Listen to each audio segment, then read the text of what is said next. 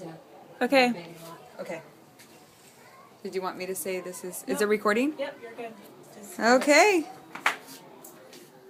According to the National Coalition Against Domestic Violence, 2007, 1 in every 4 women will experience domestic violence at least one time in their lifetime. An estimated 1.3 million women are victims of physical assault by an intimate partner each year. According to the National Law Center of Homelessness and Poverty 2008, 35% of homeless mothers in a 2003 study of 10 U.S. cities reported being physically abused as children. 40% reported being sexually abused as children.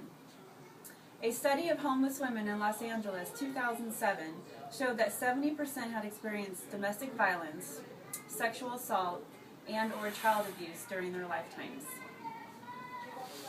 Traumatic experiences are dehumanizing and can cause mental health issues, substance abuse, and a constant state of flight or fight. National Center for Trauma-Informed Care 2012 states that a person's psychological makeup is drastically affected by their history of abuse or any sort of trauma. According to Mandy Davis at Portland State University, community service providers need to understand how trauma affects a person in order to stop re-traumatizing them, and also so they can become stable and maintain housing.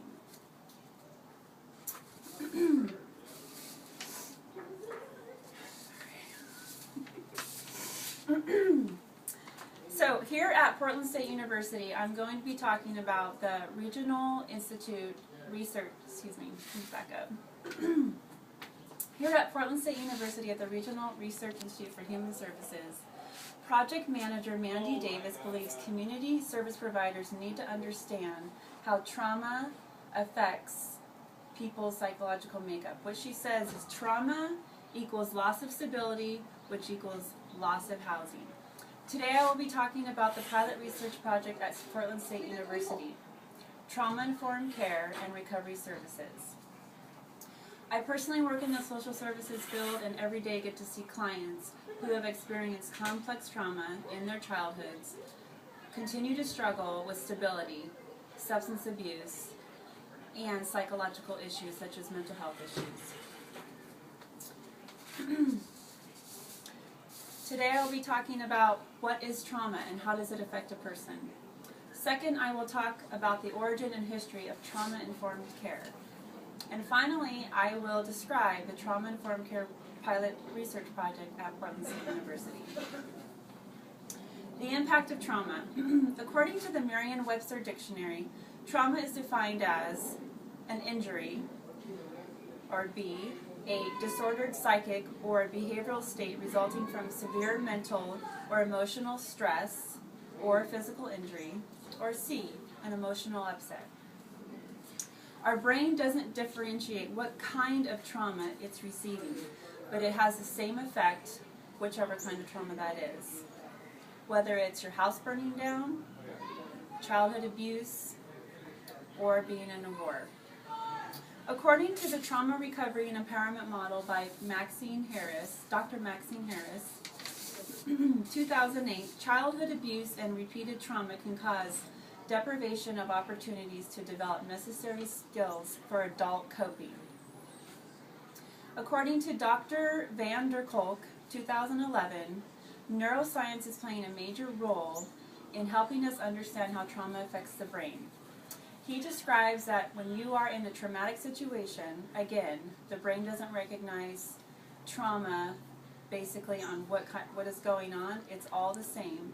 And how it responds is you go into a flight or fight state, and if you experience repeated trauma, you're constantly living in the flight or fight state. And what is happening is that this is causing adults to not be able to cope and stay stable in our society, which is why we are dealing with such a large homeless population. People who have a history of trauma can seem difficult and emotionally fragile, according to Rebecca Wolfson, MSW, Training Coordinator for Community Corrections 2012 for the federal government. She says that they can tend to be diagnosed with personality disorders, mental health issues, and depression, bipolar, and other substance abuse issues. Now I will talk about where did this concept of trauma-informed care evolve from. I'm going to talk about two of the architects, so to speak, of trauma-informed care. Dr. Bessel van der Kolk wrote a book called Psychological Trauma in 1987. He was one of the original psychologists to study trauma and how it affects the brain. He also wrote several books on the impact of trauma on development of a fetus, and also development in childhood and how it can cause disassociation, borderline personality disorder, and self-mutilation. Cause people to want to do self-mutilation, cognitive development in traumatized children and adults, and the psychobiology of trauma. Another really important person in trauma-informed care is Dr. William Steele. In 1990, he founded the National Institute of Trauma and Loss in Children and created a model called SITCAP, which was integrated as a model for trauma-informed care. Now I'm going to talk about Portland State University's Research Institute for Human Services pilot project, Trauma-Informed Care. Last year, Portland State teamed up with two of our housing resources in Oregon, one Impact Northwest and the other Catholic Charities, and decided to start a program which would be an intervention to assist parents to understand and manage their own stress, affect, and behavior, to see how prior events that were traumatic and how it's related to their current stressors and how they can become stable.